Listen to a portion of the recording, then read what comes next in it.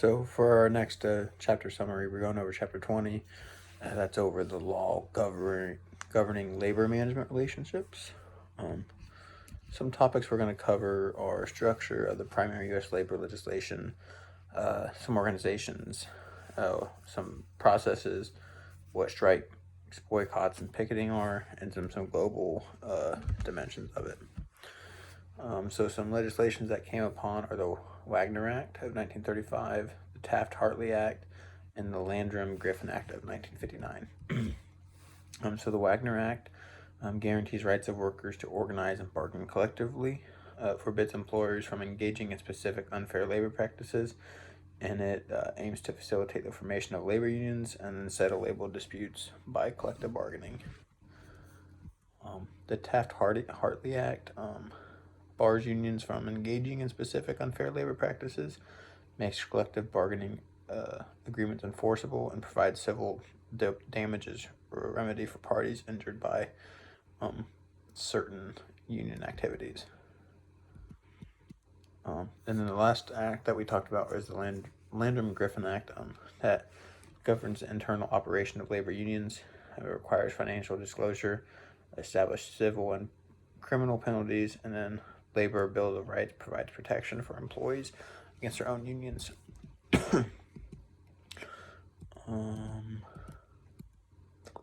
So some procedures in unfair practice cases is initiated by an employee.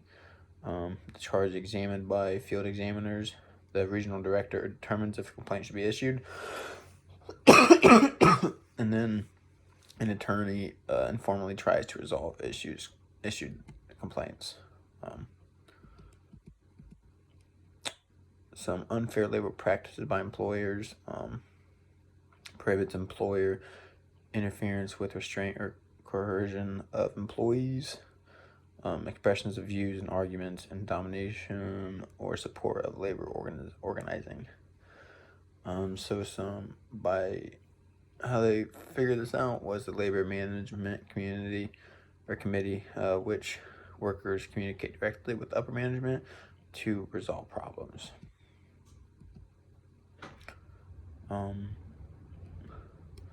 Some appropriate bargaining unit, maybe an entire plant or single department or all employees or a single employer. Interest should exist among the proposed members of the unit. The board will certify a union as an exclusive bargaining representative of employees.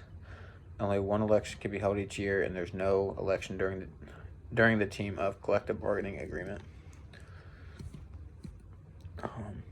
So good faith bargaining is following procedural standards laid out in Section 8.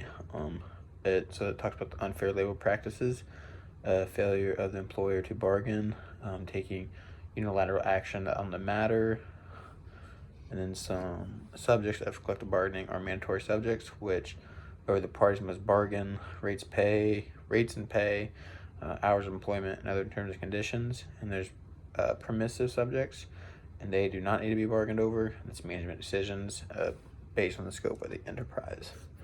So what a strike is, it's a temporary concerted withdrawal of labor.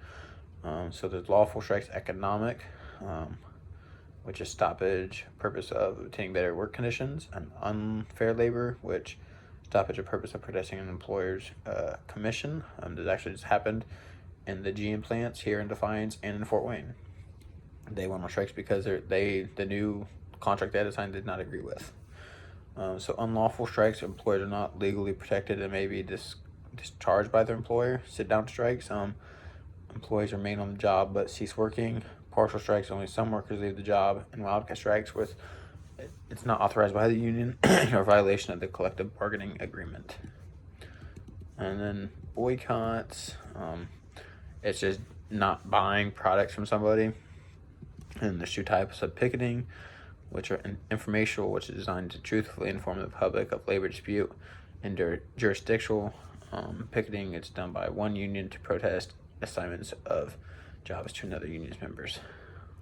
Some global dimensions of this, many U.S. and multinational corporations seek cheaper labor overseas. Some scholars believe that uniform law across the globe are necessary. And that is it.